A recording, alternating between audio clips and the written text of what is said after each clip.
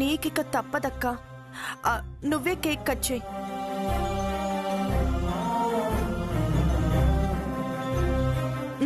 తీసుకో, కట్ చేయక్క.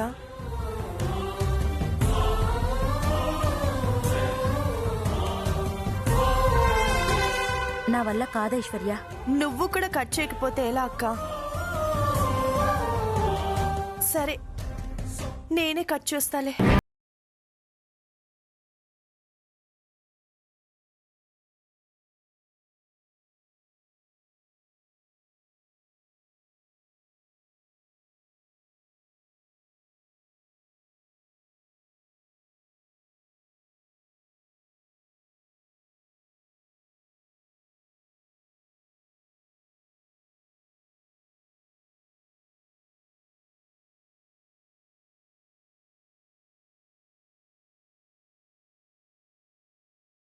బాబుకి ఇష్టమైన చాక్లెట్స్ అయినా తిందాం.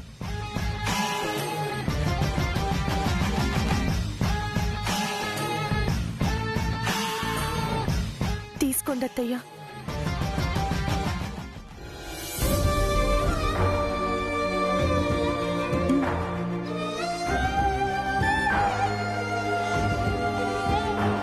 తినండి అత్తయ్య. తినక్క.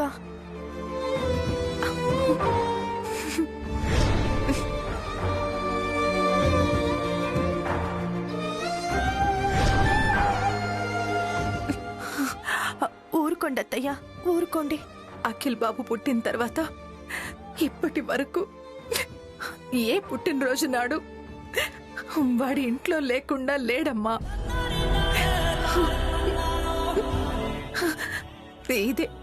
ఇదే ఫస్ట్ టైం. ఇదే లాస్ట్ టైం కూడా అవుతుంది లేండి అత్తయ్య. నెక్స్ట్ బర్త్డేకి అఖిల్ వచ్చేస్తాడులేండి. అది ఆ శ్యామ రాణిస్తే ఖచ్చితంగా వస్తాడు. అసలు శ్యామ వల్లే ఇటువంటి పరిస్థితి వచ్చిందత్తయ్య. శ్యామ మావయ్య గారిని కొండపైకి తీసుకెళ్లకుండా ఉండుంటే, ఆయన పడిపోకుండా ఉండుంటే, శ్యామ ఇంట్లో నుంచి వెళ్లిపోకుండా ఉండుంటే, అఖిల్తో గొడవ జరగకుండా ఉండుంటే ఎటువంటి పరిస్థితి వచ్చేదే కాదు. అందరం కలిసి ఎంచక్క ఈ బర్త్డేని కూడా సెలబ్రేట్ చేసుకునేవాళ్ళం.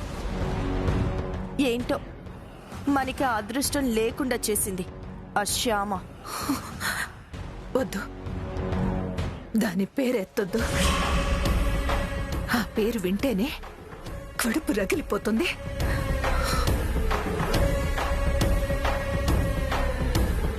తల్లి కొడుకుల్ని విడదీసిన ఆ మహా తల్లి పేరు నా ముందు ఎత్తొద్దు. నాకు కావాల్సింది అదే అత్తయ్య. శ్యామ మీద కోపం అనేది రావణ కాష్టంలాగా రగులుతూనే ఉండాలి ఈ ఇంట్లో.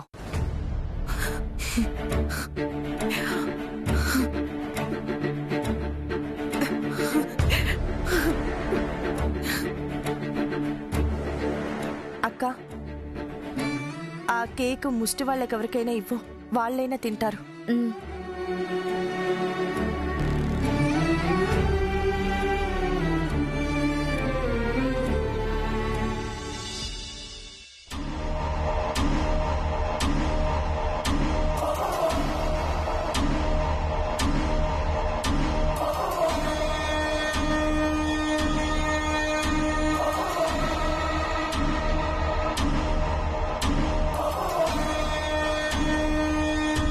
ఏంటక్క అంత డల్గా ఉన్నావు? బాధరా, గుండెల నిండా బాధ. ఎందుకక్క అంత బాధ? లక్ష్మి నా మీద అలిగిందిరా. ఏ లక్ష్మి? మన ఎదురింటి లక్ష్మినా? కాదురా, ఈ లక్ష్మి. 4 రోజుల నుంచి ఈ డబ్బులు ఇంట్లోనే ఉన్నాయిరా. అప్పు కోసం ఒక్కరు కూడా రాలేదు. ఓహో, అప్పు కోసం ఎవరూ రాలేదనా నీ బాధ? అవునరా, లక్ష్మీదేవి నా మీద అలిగింది కాబట్టే అప్పుకెవరూ రాలేదు. రోజుకి ఎంతో కొంత వడ్డీ రాకపోతే నాకు నిద్ర పట్టదురా. ఎలా పడుతుందక్క? నీ పేరే వడ్డీ కాసుల వనజాక్షి కదా.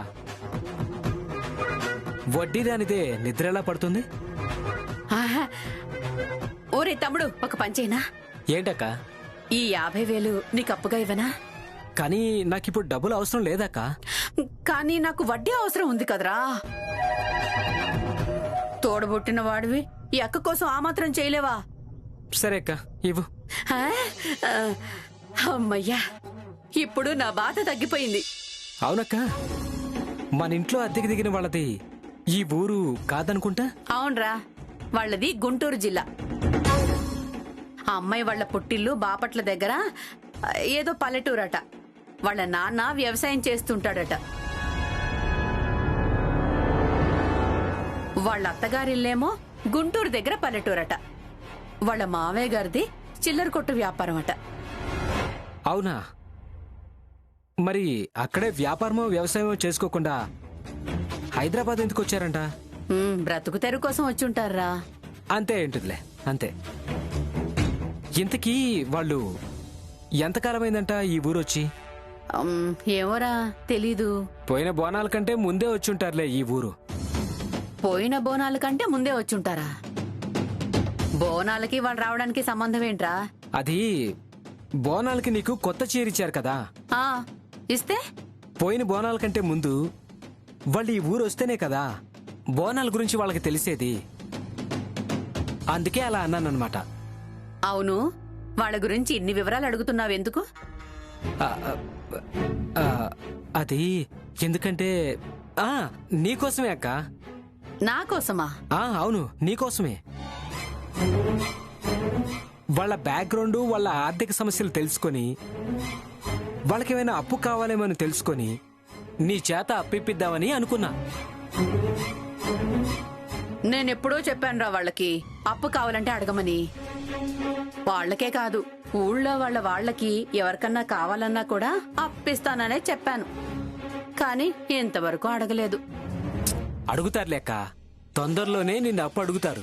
నీ నోటి వాక్కు ఫలించి వాళ్ళు గనక నా దగ్గర అప్పు చేశారంటే నువ్వివ్వాల్సిన వడ్డీలో ఒక 100 రూపాయలు తగ్గిస్తానులే. హా?